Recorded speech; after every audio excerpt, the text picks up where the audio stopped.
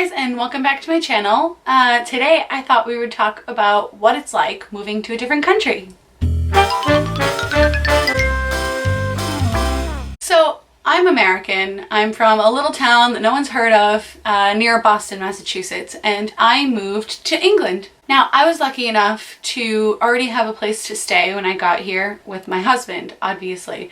But what I didn't realize was how much junk I had. So the first thing that I had to do was pack. I had one suitcase and one carry-on, but one suitcase that was coming with me to England. This was the stuff that I absolutely could not live without, mostly clothes. Now, I had an apartment with furniture and decorations, and I had to split everything that I owned into 3 categories. Things coming to England, things going into storage, or things to donate / trash if nobody's gonna want it.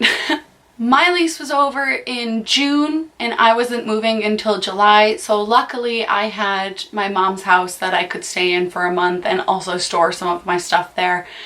So I was lucky in that way. I also decided moving incrementally would be easier and cheaper than moving everything at once, because we'd have to, I don't know, buy a storage unit on the plane. I don't know how any of that works, and I didn't want to find out.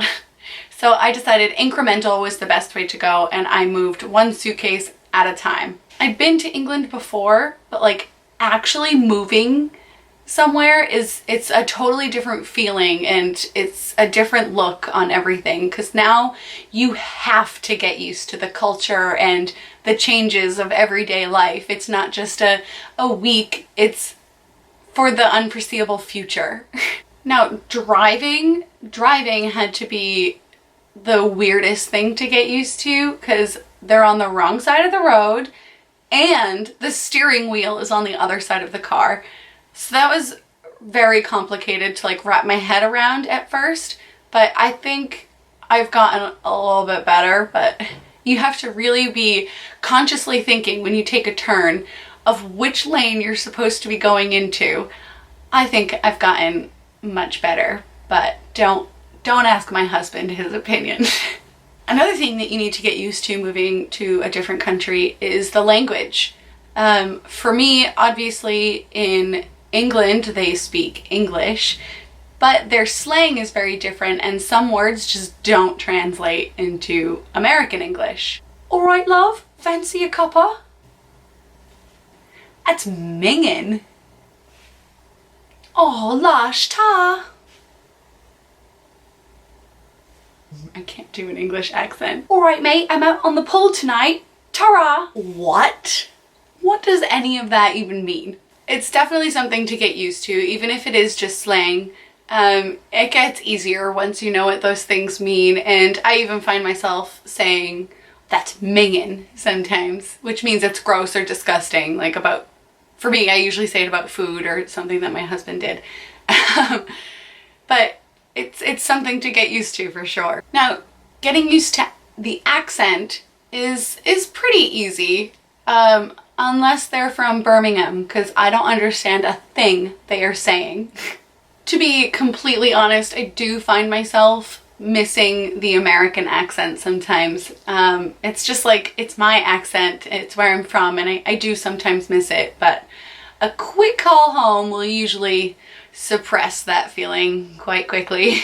Now, houses here are so different. A lot of them are connected to another house or two. And they're so much smaller than what I'm used to in America. Like, our house is probably smaller than my apartment was back in the States, which isn't really a problem. I do have 2 complaints about it though. One, there's no storage. Where do you store things? I don't understand. Like, not every house even has closets in the bedroom. What?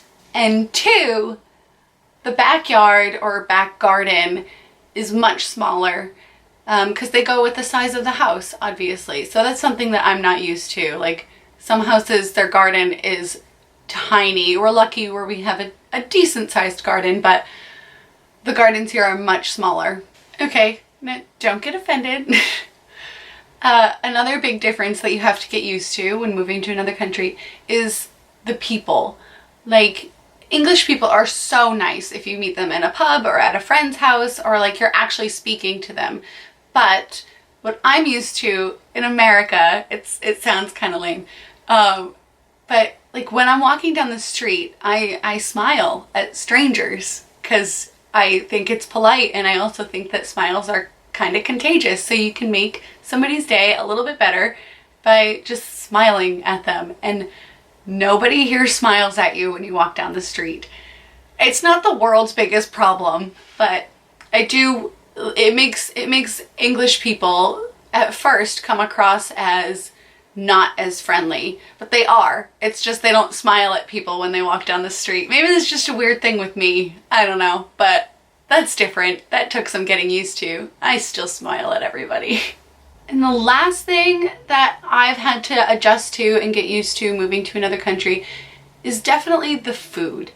English food is very bland. No, don't get me wrong, there are some amazing foods here. It's mostly chocolate, but there are some amazing foods here. I just think it's funny. Like, even I've had home-cooked meals here, and they're good. They're really good, but they could be so much better if you just use some herbs and spices. Just a little bit. Just a little bit of flavor. So again, it's just something to get used to, and it's also another reason that I look forward to going and visiting America, to sink my teeth into a Philly cheesesteak and some incredible food that they just don't have here. Overall, for me, moving to England was pretty easy. They all speak the same language. They're so kind, so friendly, very generous people. I think the absolute hardest part about moving to a different country or far away is leaving your friends and family behind. I miss my friends and family every single day. It's also really tough to leave a life that you built for yourself. I had a job, an apartment, a car, friends and family, and I left all of that, obviously, back in America. It can be really scary. For me, it was the best thing I possibly could have ever done.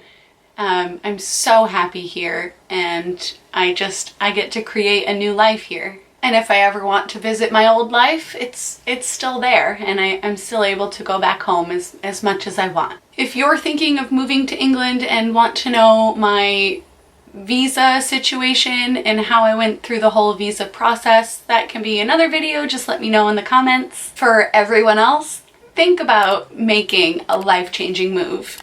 It could be the most wonderful thing you ever did. As always, thanks for watching. See ya!